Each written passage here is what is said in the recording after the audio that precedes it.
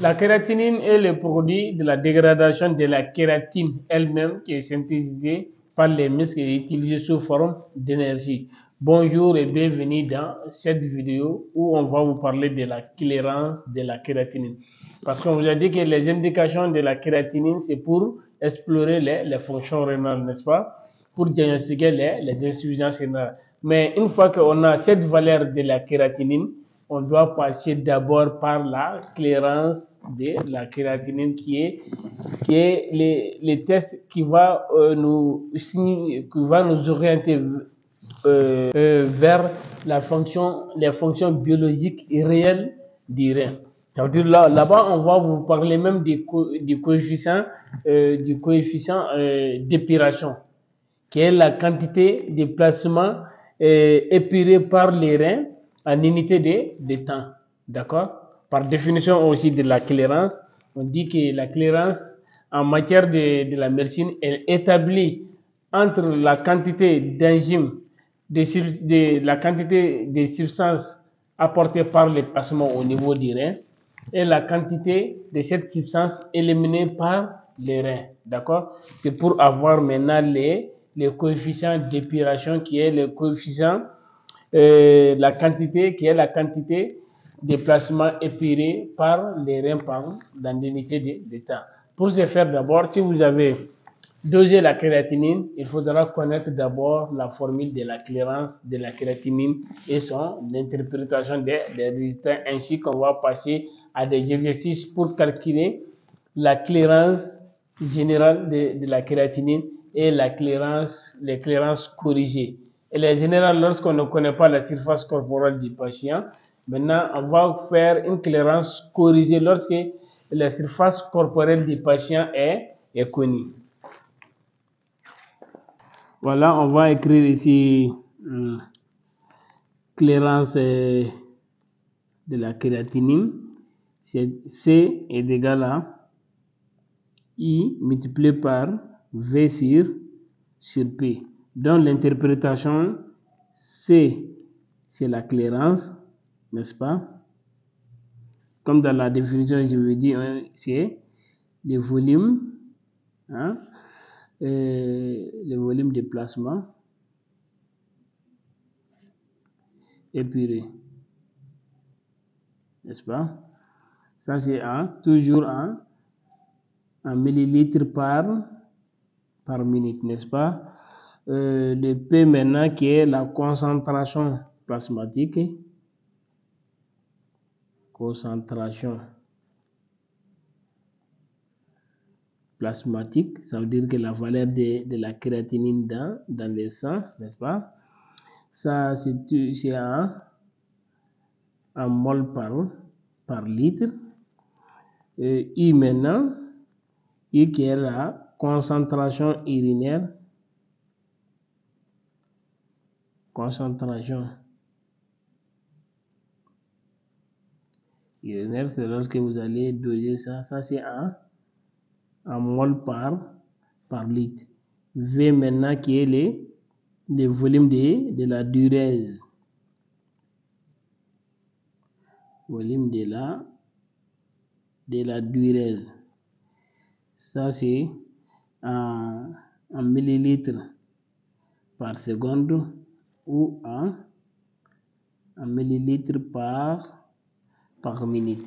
D'accord? On va passer directement à vous donner aussi la formule du coefficient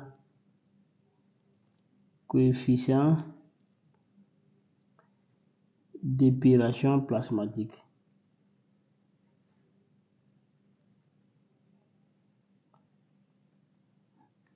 N'est-ce pas?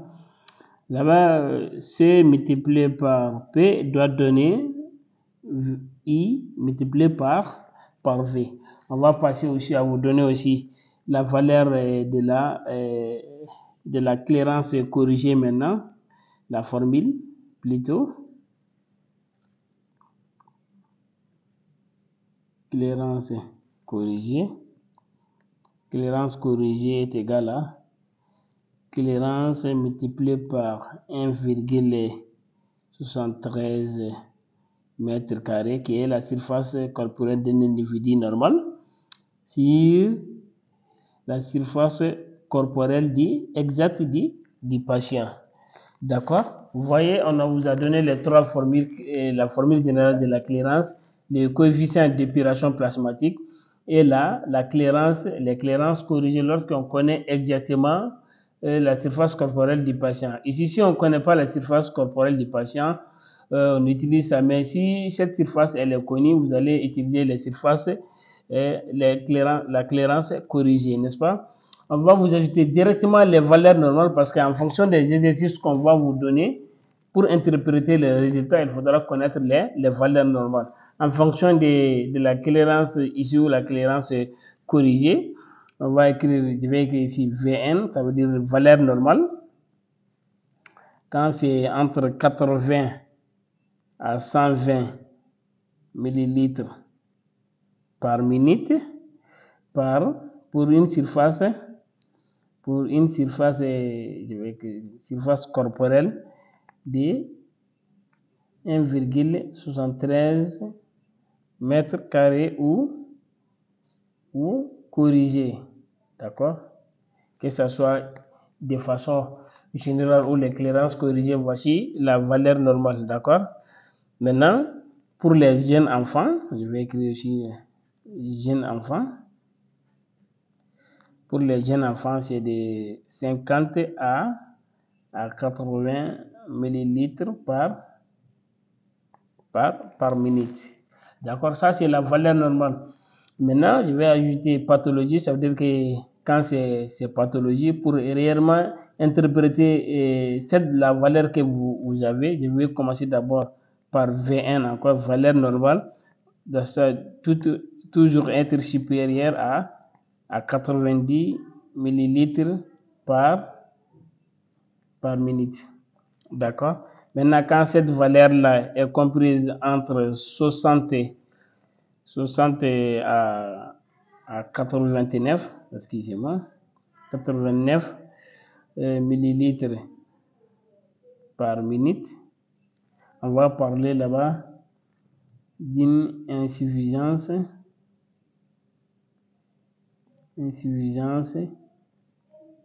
rénale légère. D'accord? Lorsque maintenant c'est compris entre 30 et 59 millilitres par minute, on va parler d'insuffisance rénale modérée. Une insuffisance rénale modérée. Maintenant, quand la valeur est comprise entre 15 et 29 millilitres par minute, on parle d'insuffisance rénale maintenant sévère. D'accord? Une fois qu'on a la valeur de la clairance générale ou la clairance corrigée, voici comment vous allez interpréter les résultats. Lorsque cette valeur-là est supérieure ou égale à 90 millilitres par minute, ça veut dire, ici on va parler des fonctions rénales,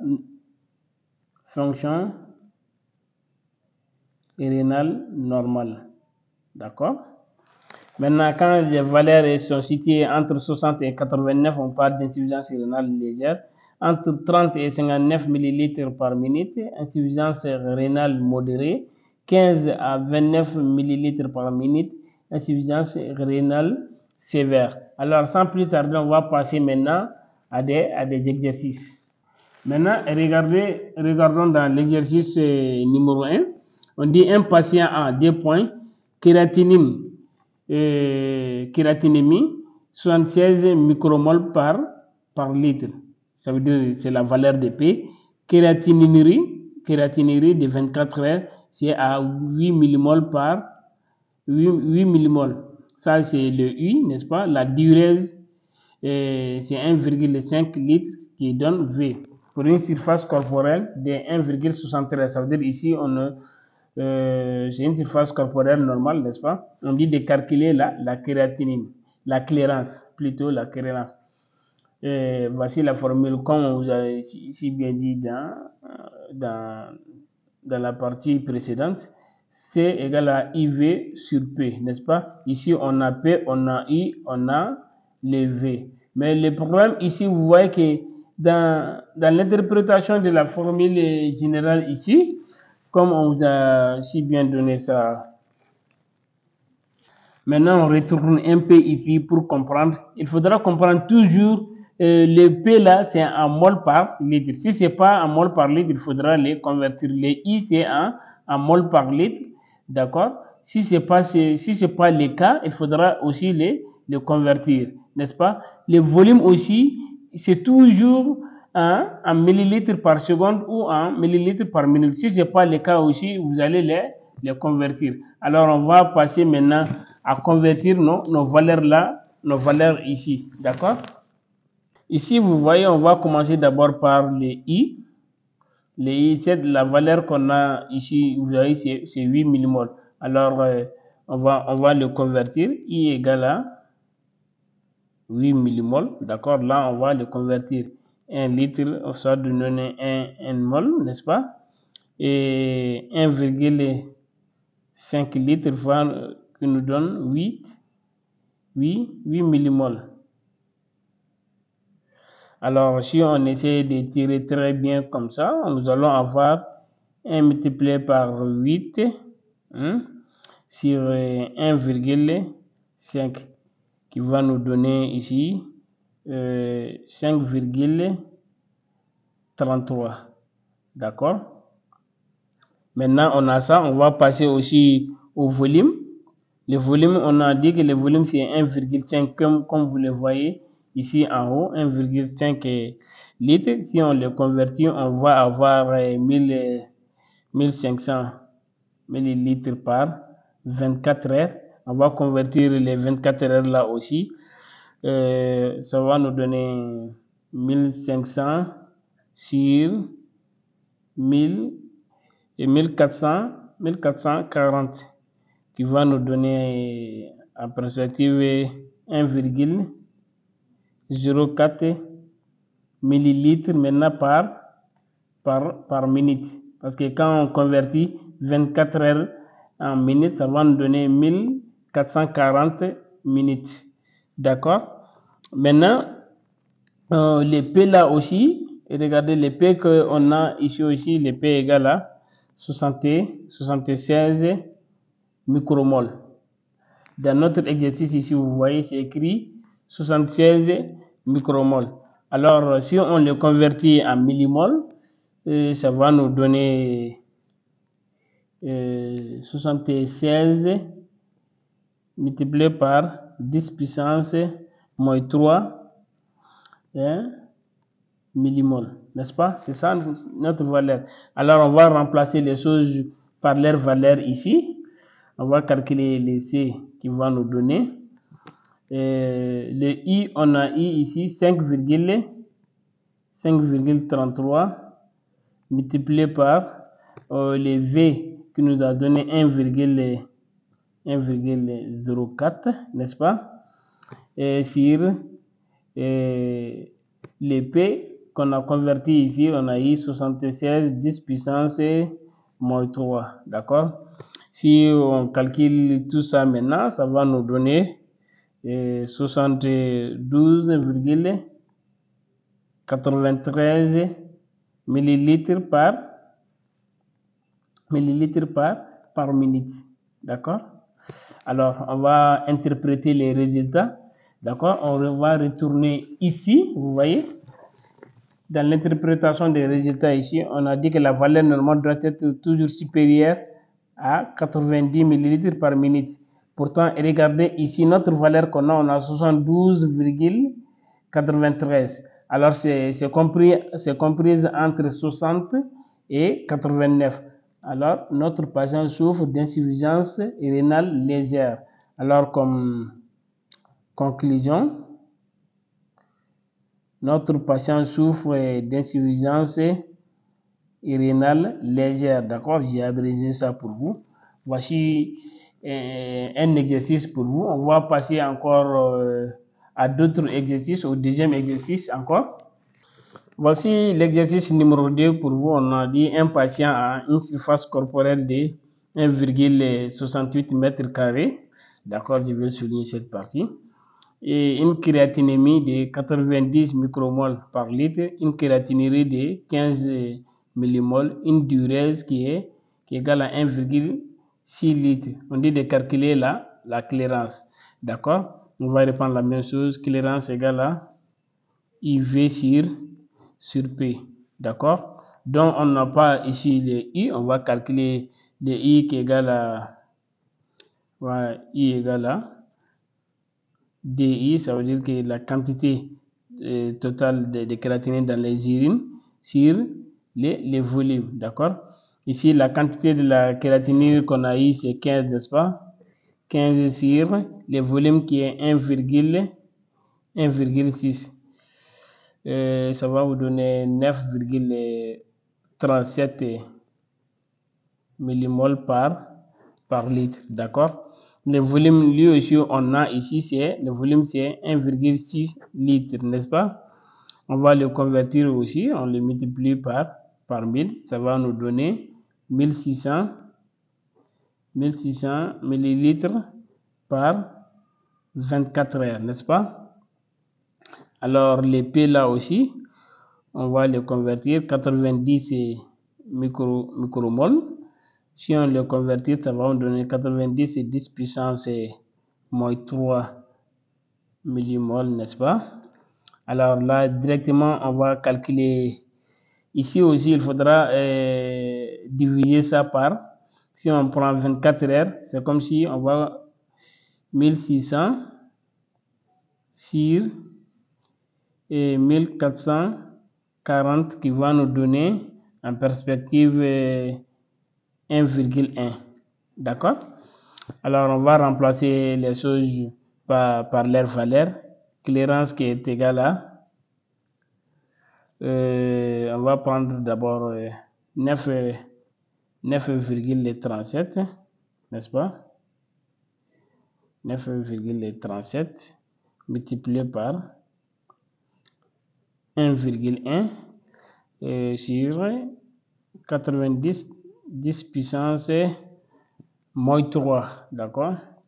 Si on essaie de calculer ça, ça va nous donner 115,3 moles, d'accord? Ici, on ne va pas se limiter à ça parce que vous avez vu ici, la surface corporelle du patient est connue. On va forcément utiliser maintenant la clairance de la kératinine comme dans la formule ici. Vous voyez? Comme dans la formule ici, on remplace les choses maintenant par leur valeur. Déjà qu'on a calculé ici la valeur de la kératinine, on va écrire ici CC égale à C multiplié par 1,73 sur surface corporelle qui va nous donner 115,3 multiplié par 1,73 sur 1,68 qui est la surface corporelle du patient. Maintenant, il va nous donner, si on calcule tout ça, 118,93 moles par litre. D'accord? D'accord?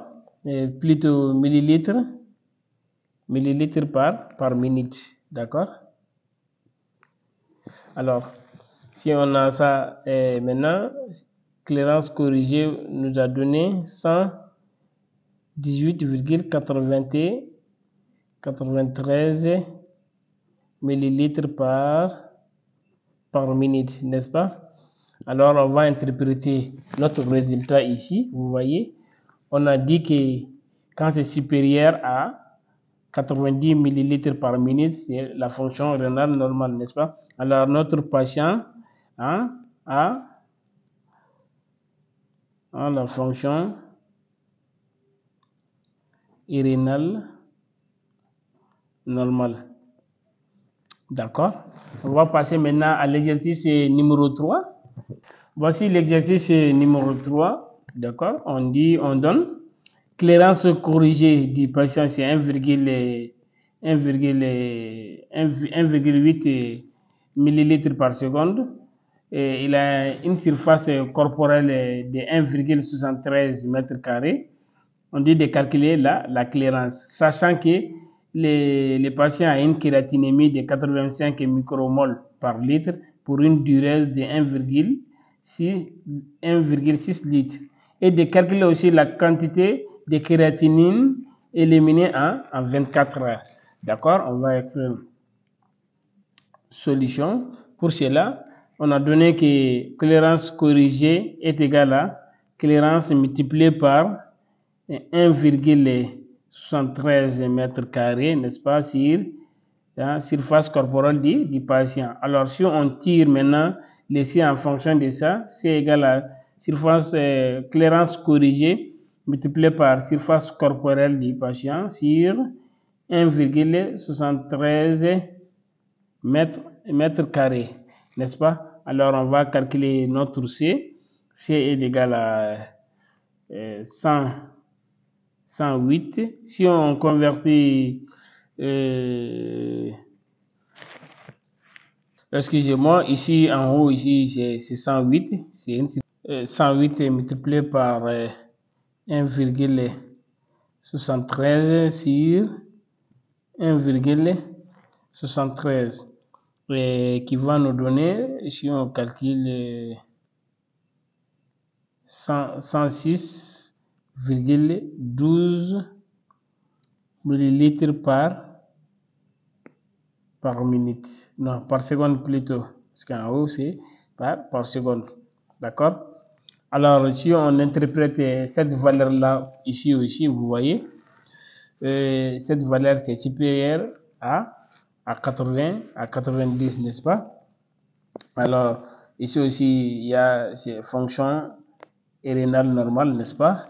Alors, on a dit, voici notre valeur de la clairance. On nous dit maintenant de calculer la quantité totale de créatinine éliminée en 24 heures, n'est-ce pas? On va prendre encore, je vais écrire ici, quantité, n'est-ce pas? Point d'interrogation. Clairance qui est égale à IV sur P. Alors, si on tire les I, n'est-ce pas, on va tirer les I qui va nous donner I égale à C multiplié par P sur V, n'est-ce pas, et qui va nous donner encore 106,12 multiplié par 85 10 puissance moins 3, parce qu'on a converti la valeur là ici des micromoles en millimoles, d'accord. Maintenant, divisé par 1, le volume 1,11, n'est-ce pas, qui va nous donner en perspective 8,12 millimoles, n'est-ce pas, millimoles par litre. Alors, on a le I qui est là. Alors, dans la formule générale, on a dit que I égale à DI, la concentration urinaire sur le volume.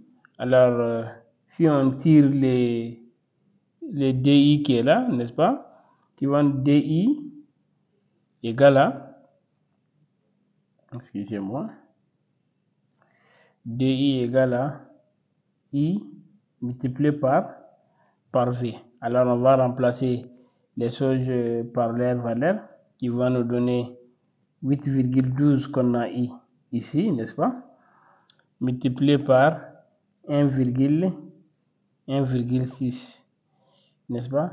Alors, on va avoir une concentration urinaire de 12,99 millimoles par 24 heures. Voici la quantité totale que les patients éliminent par 24 heures. 12,99 millimoles par 24 heures. Alors, on vous a montré ici quelques exercices ici en fonction de la clairance et en fonction de la clairance générale et la clairance corrigée. Alors, on va reprendre pour vous un résumé. D'accord, voici la formule générale de la clairance.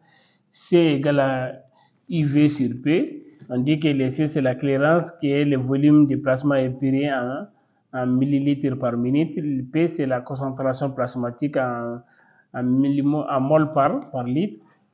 On a I qui est la concentration urinaire en mol par litre aussi. Et on a le V qui est le volume, qui est la diurèse en millilitres par seconde ou en millilitres par minute. Maintenant, pour le coefficient d'épuration plasmatique, C multiplié par P égale à I multiplié par V. Pour l'éclairance corrigée, parce que chaque fois qu'on a la surface corporelle du patient, elle est connue, il faudra utiliser maintenant les surfaces, la clairance corrigée, là où on va utiliser la surface corporelle réelle du patient, n'est-ce pas? Et en fonction de la clairance, que ce soit clairance générale ou clairance corrigée, on a les valeurs normales, d'accord? Quand cette valeur-là est située entre 80 à 120 par minute pour une surface corporelle de 1,73 m² ou corrigée, ça c'est la valeur normale. Pour les enfants, c'est de 50 à 80 ml par minute. Maintenant, pour les variations pathologiques, d'abord, lorsque vous calculez la clairance de la formule générale, la clairance corrigée, la valeur que vous avez, vous allez l'interpréter en fonction de ce tableau-là, d'accord? Maintenant, la valeur normale doit être supérieure ou égale à 90 ml par minute. Ça, c'est la fonction rénale normale. Quand c'est situé entre 60 et 89 ml par minute, ça, c'est l'insuffisance rénale légère.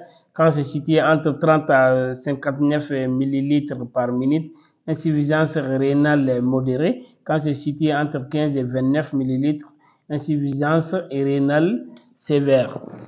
J'espère que vous avez compris maintenant comment calculer la clairance dans la formule générale et les clairances corrigées, d'accord?